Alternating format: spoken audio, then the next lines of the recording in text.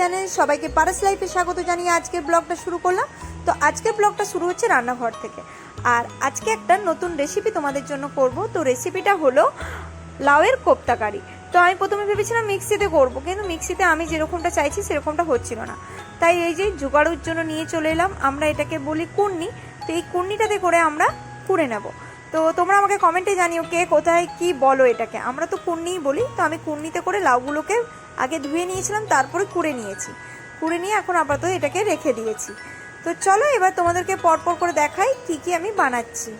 যেহেতু আমি একা হাতে ক্যামেরাটা করি, তার জন্য আমি তোমাদেরকে কোরা বিষয়টা দেখাতে পারলাম না। তো এখানে দেখো, তোমরা তো জানোই এটাকে এইভাবে রেখে আর কুড়ে নিতে হয়। তো যাই হোক, আমি কুড়ে নিয়েছি, কুড়ে এখানে রেখে দিয়েছি। আর আমার এই কটা আছে সেগুলো আগে কুড়ে নিই, তারপরে তোমাদেরকে আবার দেখাচ্ছি। তো দেখো আমার কোরা কমপ্লিট। এবার কি করব, এই যে লাউয়ের এক্সট্রা যে জলটা আছে না, সেই জলটাকে নিচড়ে নিচড়ে বের করে রেখে দেবো। এই দেখো আমি ঠিক এইভাবে হাতের সাহায্যে নিকড়ে এটাকে তুলে রাখছি। যতটা পারবে জলটাকে বের করে দেওয়ার চেষ্টা করবে। তো জলটা আমি নিচড়ে বের করে নেওয়ার পর এইরকম শুকনো শুকনো একটু হয়ে থাকবে। তার মধ্যে এবার দিয়ে দিলাম বেসন। বেসনটা তোমরা পরিমাণ মতো দাও। আমি এখানে আমার যেমন লাউয়ের কোয়ান্টিটি ছিল সেই অনুযায়ী বেসনটা দিয়েছি, যাতে একটু মাখো মাখো হয়। একটু স্বাদের জন্য জোয়ান দিয়েছি, জোয়ানটা তোমরা ক্রাশ করে দিতে পারো।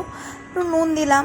আর যা যা বাড়িতে মশলা রয়েছে, যেমন জিরে, একটু ধনে, লঙ্কা গুঁড়ো, হলুদ, সবই একটু একটু করে দিয়ে, মানে একটা জিনিস মাখলে যেমন হয় একটু সেরকম টাইপ করে এটাকে দিতে হবে।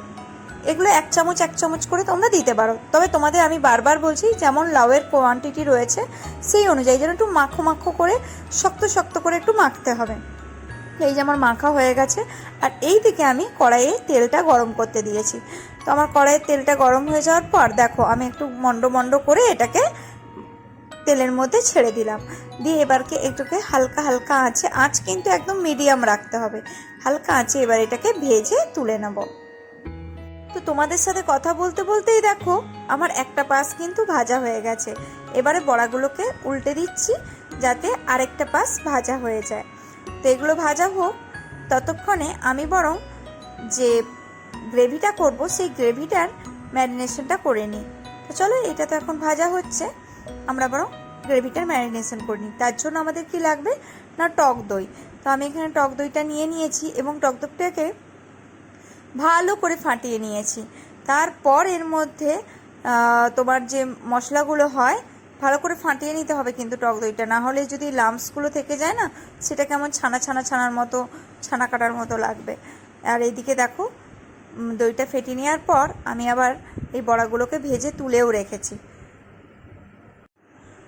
বড়া তো ভাজা হয়ে গেল। এবারে কোপ্তার কারিটা করতে হবে। তার জন্য কি করলাম, আর একটু কড়াইতে তেল দিলাম, আর তার সাথে দিয়ে দিলাম একটু 5 ফোড়ন।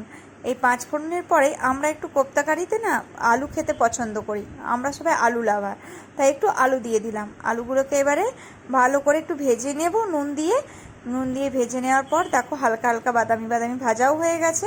এবার এর মধ্যে দিয়ে দেবো টক দইটা, যেটা আমি ফাটিয়ে রেখেছিলাম। সেই টক দইটাকে একটু মশলা দিয়ে ভালো করে আবার ফাটিয়ে নিয়ে তারপর এর মধ্যে দিয়ে দেবো। তো দেখো এখানে আমার টক দইও চলে এসেছে। তো টক দইয়ের মধ্যে আমি সব রকম মশলা দিয়েই রেখেছি, সেটা হয়তো তোমাদের দেখাতে পারিনি, কিন্তু এখানে যা যা মশলা আমরা ওই ঘরোয়া যে মশলাগুলো হয়, লঙ্কা গুঁড়ো, হলুদ গুঁড়ো, একটু জিরে, ধনে, একটু চিনি দিয়ে ভালো করে একটু ফাটিয়ে নিয়েছি।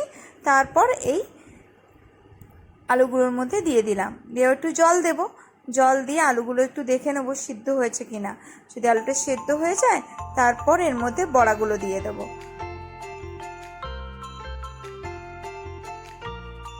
তো দেখলাম আলুগুলো বেশ সেদ্ধ হয়ে গেছে, তাই এবারে বড়াগুলো দিয়ে 1 ফুট ফুটিয়ে নিলেই রেডি লাউয়ের কোপ্তা কারি।